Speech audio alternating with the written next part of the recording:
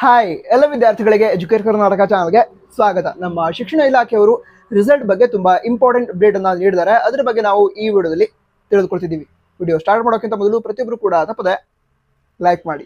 ಸರಿ, ಈಗ ವಿಷಯ ತಿಳ್ಕೊಳ್ತಾ ಹೋಗೋದಾದ್ರೆ ನಮ್ಮ ಶಿಕ್ಷಣ ಇಲಾಖೆಯವರು PUC ಮೊದಲನೇ ಬೋರ್ಡ್ ಎಕ್ಸಾಮ್ ಹಾಗೆ PUC ಎರಡನೇ ಬೋರ್ಡ್ ಎಕ್ಸಾಮ್ ಅನ್ನ ನಡೆಸಿದ್ರು.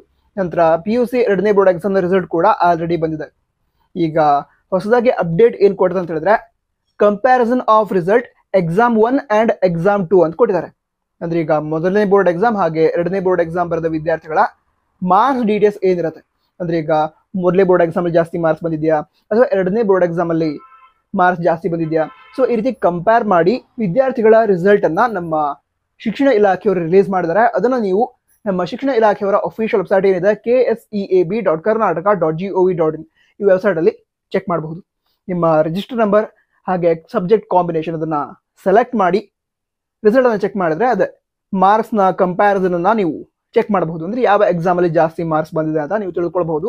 ಅಂದ್ರೆ ಸಬ್ಜೆಕ್ಟ್ ವೈಸ್ ಕೂಡ ಈಗ ಒಂದು ಸಬ್ಜೆಕ್ಟ್ಗೆ ಮೊದಲನೇ ಬೋರ್ಡ್ ಎಕ್ಸಾಮ್ ಜಾಸ್ತಿ ಬಂದಿದ್ರೆ ಅದನ್ನ ಮಾರ್ಕ್ಸ್ ಕಾರ್ಡ್ ಅಲ್ಲಿ ಕೊಡ್ತಾರೆ, ಮತ್ತೊಂದು ಯಾವುದೋ ಸಬ್ಜೆಕ್ಟ್ಗೆ ಎರಡನೇ ಬೋರ್ಡ್ ಎಕ್ಸಾಮ್ ಅಲ್ಲಿ ಜಾಸ್ತಿ ಮಾರ್ಕ್ಸ್ ಬಂದಿದ್ರೆ ಅದನ್ನ ಮಾರ್ಕ್ಸ್ ಕಾರ್ಡ್ ಅಲ್ಲಿ ಕೊಡ್ತಾರೆ. ಈ ರೀತಿ ಸಬ್ಜೆಕ್ಟ್ ವೈಸ್ ಹೈಯೆಸ್ಟ್ ಮಾರ್ಕ್ಸ್ ಯಾವ ಎಕ್ಸಾಮ್ ಅಲ್ಲಿ ಬಂದಿರುತ್ತೋ ಅದನ್ನ ನಿಮ್ಮ ಮಾರ್ಕ್ಸ್ ಕಾರ್ಡ್ ಅಲ್ಲಿ ಕೊಡ್ತಾರೆ. ನಂತರ ಇದನ್ನ ನೀವು ಚೆಕ್ ಮಾಡಬಹುದು. ಈಗಾಗಲೇ ಹೇಳಿದೆ ನಮ್ಮ ಶಿಕ್ಷಣ ಇಲಾಖೆಯವರ ಅಫಿಷಿಯಲ್ ವೆಬ್ಸೈಟ್ ಅಲ್ಲಿ ಇದೆ. ಇಲ್ಲಿ ನಮ್ಮ ವಾಟ್ಸ್ಆಪ್ ಚಾನಲ್ ಕೂಡ ಅದರ ಲಿಂಕ್ ಅನ್ನ ರಿಸಲ್ಟ್ ಅನ್ನು ಚೆಕ್ ಮಾಡುವಂತಹ ಲಿಂಕ್ ಅನ್ನ ಶೇರ್ ಮಾಡಿರ್ತೀವಿ. ವಾಟ್ಸ್ಆಪ್ ಚಾನಲ್ ಜಾಯ್ನ್ ಆಗಬಹುದು.